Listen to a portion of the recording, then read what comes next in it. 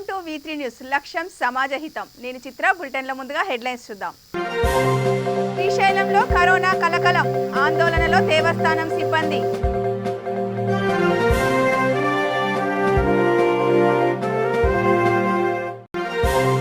చిలకలూరిపేటలో దివ్యాంగుల పాదయాత్ర, చట్టసభల్లో రిజర్వేషన్లు కల్పించాలని డిమాండ్.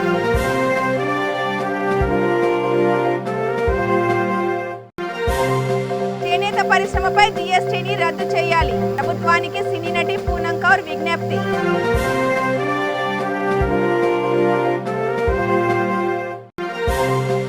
ఏలూరులో కరోనా కట్టడికి వినూత్న చర్యలు, అంబులెన్స్ తో కర్ఫ్యూ నిబంధనలు అమలు.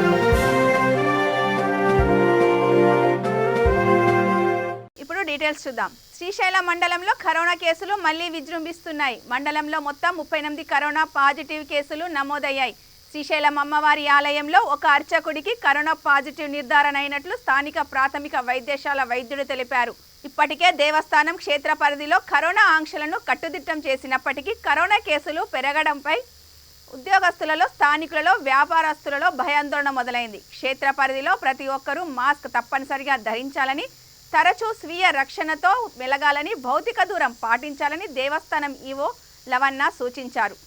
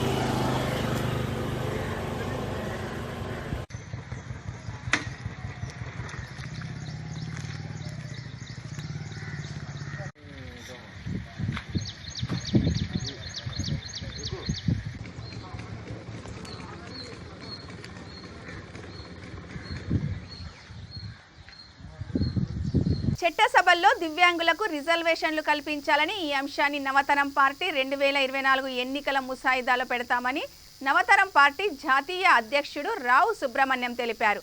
చిలకలూరిపేటలో ఒంగోలుకు చెందిన దివ్యాంగుడు పొన్నలూరి శ్రీనివాస్ ఫనీ పాదయాత్ర సందర్భంగా రావు సుబ్రహ్మణ్యం ఆయనను శాలువా కప్పి సత్కరించారు. తిరుపతి నుండి విజయవాడ వరకు అందులకు 1% చట్టసభల్లో రిజర్వేషన్ కావాలని శ్రీనివాస ఫనీ పాదయాత్ర చేస్తున్నారు.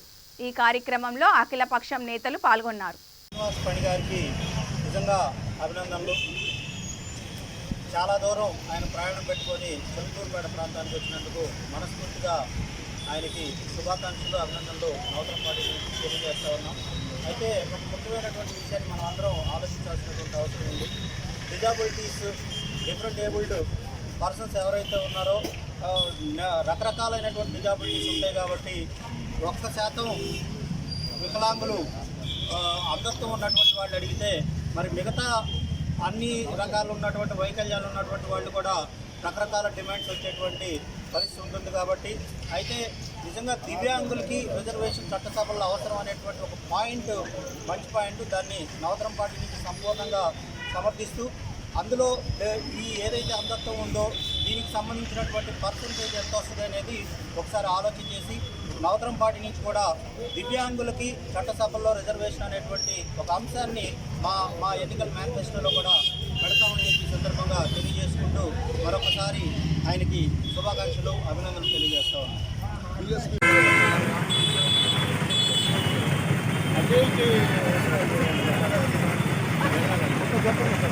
గాజువాక ఆటోనగర్ ప్రాంతంలో ఉన్న కామాక్షి ఎంటర్ప్రైజెస్ నిర్వాహకులు విదేశాల్లో ఉద్యోగాలు ఇప్పిస్తామంటూ తమిళనాడుకు చెందిన 10 మంది నుంచి లక్షల రూపాయలు దాచేశారు.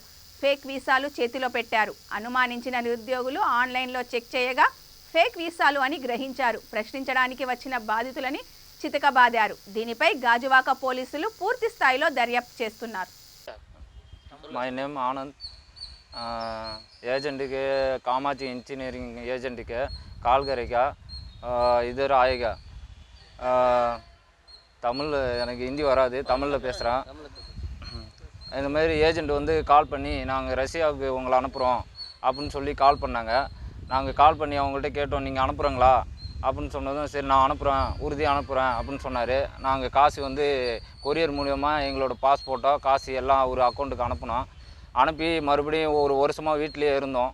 அவர் இன்றைக்கி நாளைக்கு அனுப்புகிறோன்னு சொன்னார்.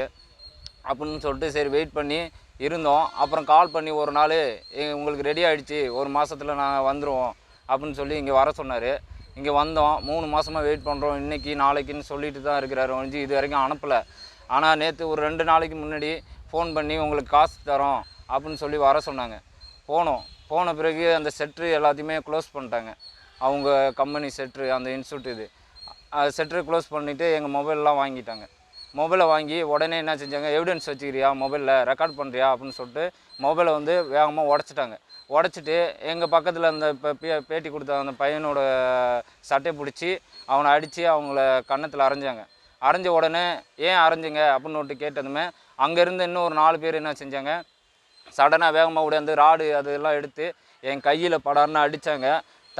தடுத்ததும் மறுபடியும் நீ என்ன தடுக்கிற, உன்னை கொண்டுருவோம், இங்கே யாரும் ஒன்றை கேட்க முடியாது, நீ தமிழ்நாட்டிலேருந்து இங்கே வந்து ரவுடிசம் பண்ணுறியா அப்படின்னு கேட்டாங்க. நாங்கள் ரவுடிசம் பண்ணல, நாங்கள் எங்களோட தேவையை தான் நாங்கள் கேட்டோம். நீங்கள் அனுப்புகிறேன்னு சொன்னாங்க, அனுப்பலைன்னா எங்கள் காசையும் பாஸ்போர்ட்டும் கொடுத்தா நாங்கள் ஊருக்கு போயிடுவோம், இதை தான் நாங்கள் கேட்டோம்.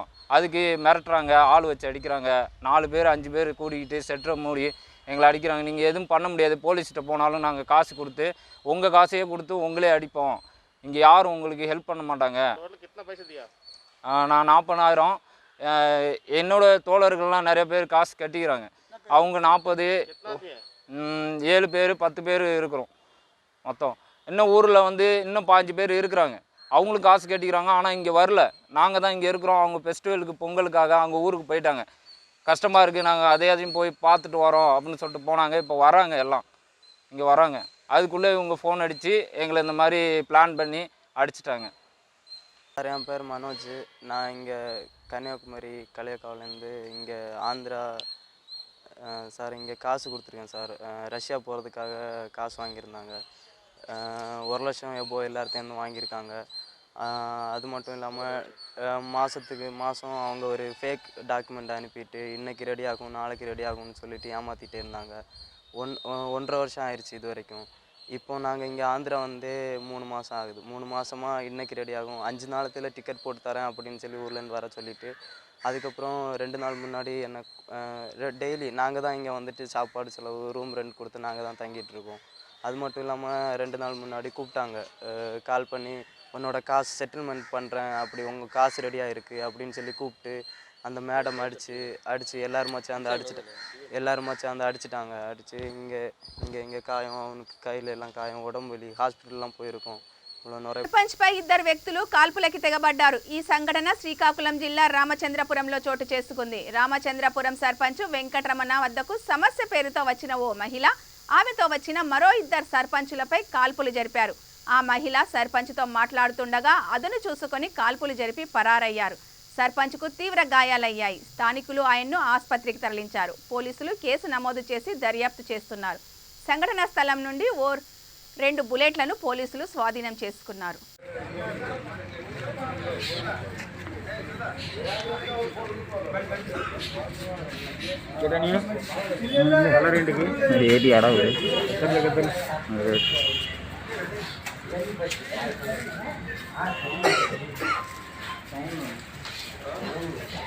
చేనేత పరిశ్రమపై జీఎస్టీని రద్దు చేయాలని కేంద్ర ప్రభుత్వాన్ని కోరారు. ప్రముఖ సినీ నటి పూనమ్ కౌర్ తిరుమల వచ్చిన ఆమె విఐపి బ్రేక్ సమయంలో శ్రీవారిని దర్శించుకున్నారు. ఆలయ అర్చకులు స్వామివారి తీర్థ ప్రసాదాలను అందించారు.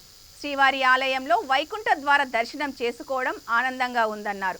దేశంలో చేనేత కార్మికులు పడుతున్న కష్టాలు తొలగించాలని స్వామివారిని ప్రార్థించినట్లు తెలిపారు. చేనేత బాగుండాలంటూ మరికొన్ని పుణ్యక్షేత్రాలు సందర్శిస్తారని తెలిపారు.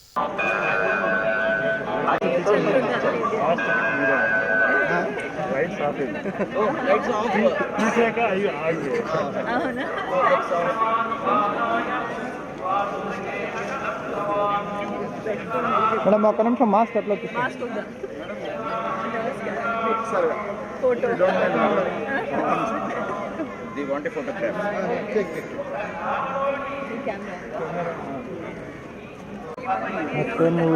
మాట్లాడుతాం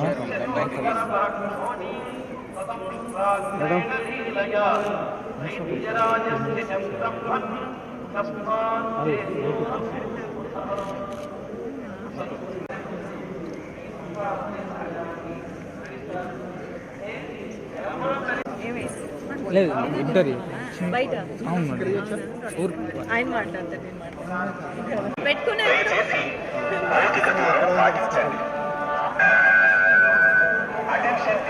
చాలా భయ్యా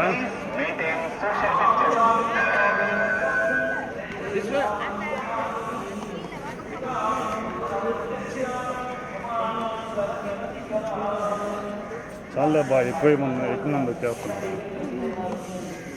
ఇప్పుడు చాలా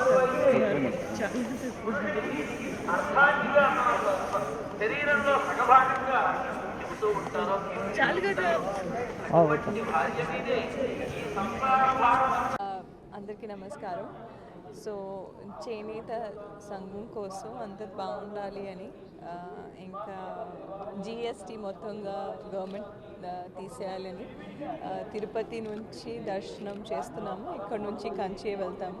కంచి నుంచి ఇంకా ఎన్ని ప్లేసెస్ దేవుడు తీసుకెళ్తాడో అక్కడికి వెళ్ళి చేనేత సంఘం బాగుండాలని మనస్ఫూర్తిగా కోరుకుంటున్నాను. ఫస్ట్ టైం మీరు వచ్చారు వైకుంఠ ఏకాదశి. అవునండి.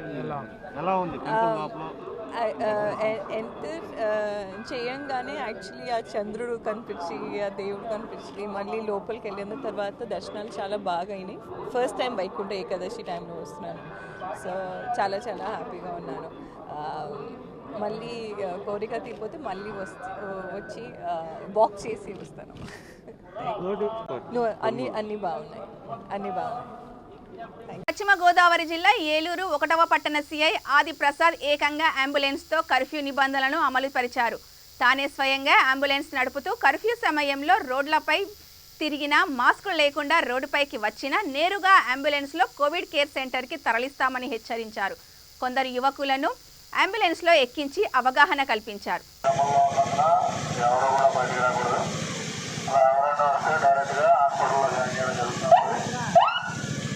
మున్సిపల్ కాంట్రాక్ట్ కార్మికులను రెగ్యులరైజ్ చేయాలని పీఆర్సీ ప్రతిపాదనలను సవరించాలని కోరుతూ విశాఖలో జీవీఎంసీ కాంట్రాక్ట్ వర్కర్స్ యూనియన్ ధర్నాకు దిగింది. కలెక్టర్ కార్యాలయం వద్ద నిరసనకు దిగిన యూనియన్ నాయకులు పీఆర్సీకి వ్యతిరేకంగా నినాదాలు చేశారు. ఎన్నికల సమయంలో ఇచ్చిన హామీలను అమలు చేయాలని డిమాండ్ చేశారు. గతంలో మున్సిపల్ కార్మికులను పర్మనెంట్ చేస్తామని హామీ ఇచ్చిన జగన్ అందుకు అనుగుణంగా నిర్ణయం తీసుకోవాలని డిమాండ్ చేశారు.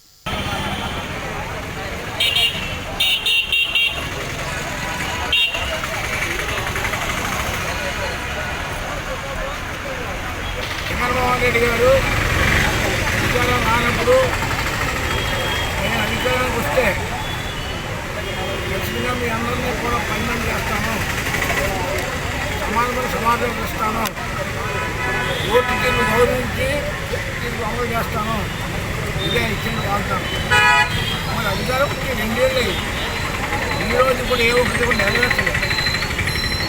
చంద్రబాబు గారి టైంలో పీఆర్సీ కార్మికులు లేకుండా కార్మికులు నష్టం కలిగించేందుకు పరిస్థితి చంద్రబాబు గారు చేశారు. నేను భర్తీ చేస్తానని చెప్పాను. కానీ వచ్చి 2 ఏళ్ళైనా ఈరోజు కూడా కాంట్రాక్ట్ కార్మికులు అవుట్సోర్సింగ్ కార్మికులకి ఆ రకమైనటువంటి వాగ్దానం నెరవేర్చలేదు. ఇది చాలా అమానుషం. మొన్న కూడా 12 ఉద్యోగులు పీఆర్సీ ఇచ్చే దాంట్లో కూడా చాలా మోసం చేసి 5,000 కంటే పీఆర్సీ ఎక్కడ తక్కువ చేసేది. ఆ ఘనత చంద్రబాబు నరేంద్ర మోడీ గారి. కాబట్టి వాళ్ళు చెప్పిన వాగ్దానానికి కార్మికులకు చేస్తున్న పనికి కాబట్టి మేము డిసైడ్ చేసింది ఏంటంటే ఈరోజు 16-15 జీవోలు పాలన అమలు చేయకపోతే రాష్ట్ర వ్యాప్తంగా సమ్మె చేయడం సమ్మె చేస్తే హైదరాబాద్ పూర్తిగా ఆరోగ్యం అన్యాయం చేస్తే ఎవరు కూడా సిద్ధంగా లేదు, సైన్యంగా సిద్ధంగా లేదు. వెంటనే సమస్యను పరిష్కారం చేసి కార్మికులు కూడా ఇవ్వాలి. ఇవ్వబోతే మాత్రం సమ్మె అనివార్యంగా చేస్తాం.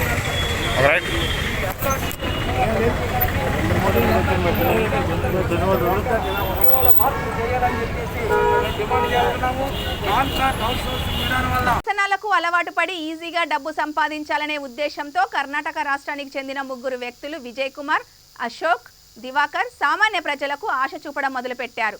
పొలం, పాత ఇల్లు పలగొడుతున్న సమయంలోనూ కొన్ని ప్రాంతాల్లో గోతులు తవ్వుతుండగా బంగారు నాణ్యాలు దొరికాయని, తక్కువ ధరకు ఇస్తామని సామాన్య ప్రజలకు ఆసక్తి చూపారు.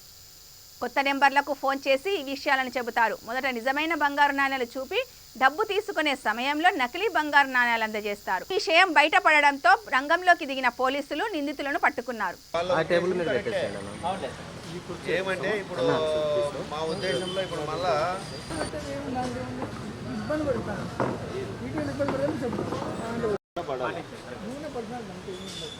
ఈ బట్టలు వేసామా సార్ ఓపెన్ చేసి అట్లా పెట్టారు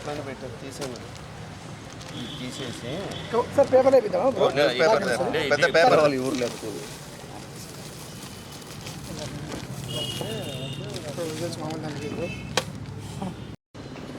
రమేష్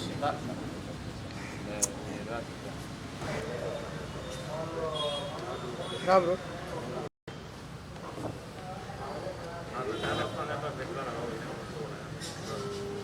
ఏమైనా ఉందా జీతాలు వచ్చిన వాళ్ళు సార్ అంతే కదా సార్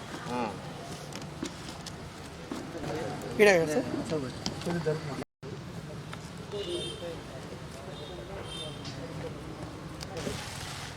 ఆ ప్రింట్లు దిమ్మనా చైర్లే మట్టి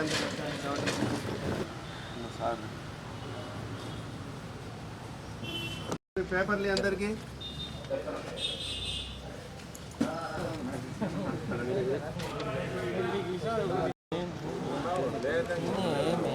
ఫోటోలు కావాలా పేపర్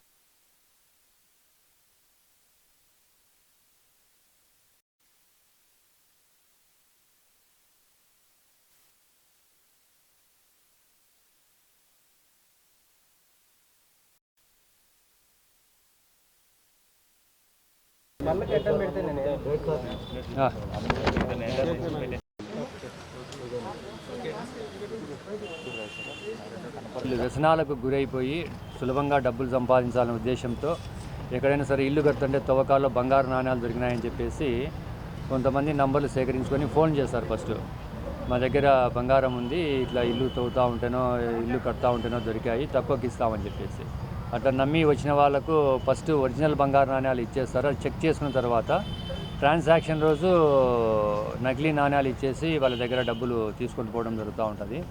ఆ క్రమంలో ఈ నెల 14వ తేదీ నల్గొండ జిల్లా తెలంగాణ రాష్ట్రానికి చెందిన పరమేశ్వర్ ఇంకొక వ్యక్తిని వీళ్ళు లూర్ చేయడం జరిగింది. మెదక్ జిల్లా నర్సాపూర్ మున్సిపల్ పరిధిలోని పలు దుకాణాలు, ఆయిల్ గోడౌన్లు, హోటళ్లు, టిఫిన్ సెంటర్లను జిల్లాకు చెందిన ఫుడ్ ఇన్స్పెక్టర్ ఉదయ్ కుమార్ తనిఖీ చేశారు. ఆహార పదార్థాలు, నిత్యావసర వస్తువుల్లో ఎవరైనా కల్తీకి పాల్పడితే తక్షణమే కఠిన చర్యలు తీసుకుంటామని ఆయన హెచ్చరించారు. ఆహారానికి సంబంధించిన వ్యాపారాలు చేసే ఎవరైనా FSSAI లైసెన్సులు తప్పనిసరిగా తీసుకోవాలని సూచించారు. గణేష్ ఏజెన్సీస్ ఆయిల్ షాప్ను తనిఖీ చేయడం జరిగింది. ఆ తనిఖీలో భాగంగా వారి యొక్క లైసెన్స్ చెక్ చేయడం జరిగింది. ఈ యొక్క 22 ఎండింగ్ వరకు వారికి లైసెన్స్ కలిగి ఉన్నారు.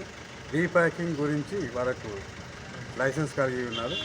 మరియు ఈరోజు కాటన్ సీడ్ ఆయిల్ లూజ్ శాంపుల్ను సేకరించి వారం చెప్పిన విధంగా స్పెషల్ డ్రైవ్ కూడా ఈరోజు మా ఉదయం నుంచి టిఫిన్ సెంటర్లు చేయడం జరిగింది. వారు వాడుతున్న ఆయిల్, పిండి ఇవన్నీ కూడా చెక్ చేయడం జరిగినది. ఇప్పటివరకైతే సస్పెక్ట్ ఎవరిని చేయలేదు. కాకపోతే ఇన్స్ట్రక్షన్స్ ఇచ్చిన వారికి ఏ రోజు వాడిన నూనె ఆ రోజు ఈవినింగే వాళ్ళు తీసేయాలి, పడబోయాలి అనేసి వారికి ఇన్స్ట్రక్షన్స్ ఇవ్వడం జరిగినది. మరి ఇప్పుడు ఇంకా ఈవినింగ్ వరకు కూడా ఇక్కడ హోటల్స్ కూడా తనిఖీ చేస్తున్నాం. మరి మీ ద్వారా కూడా బులెటిన్ ముగించే ముందు హెడ్లైన్స్ మరొకసారి చూద్దాం. శ్రీశైలంలో కరోనా కలకలం, ఆందోళనలో దేవస్థానం సిబ్బంది.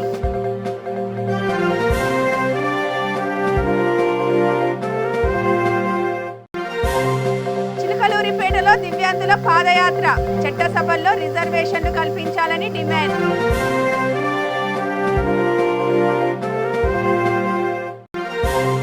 చేనేత పరిశ్రమపై జీఎస్టీని రద్దు చేయాలి. ప్రభుత్వానికి సినీ నటి పూనం కౌర్ విజ్ఞప్తి.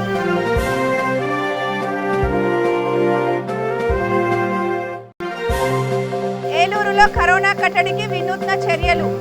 అంబులెన్స్తో కర్ఫ్యూ నిబంధనలు అమలు.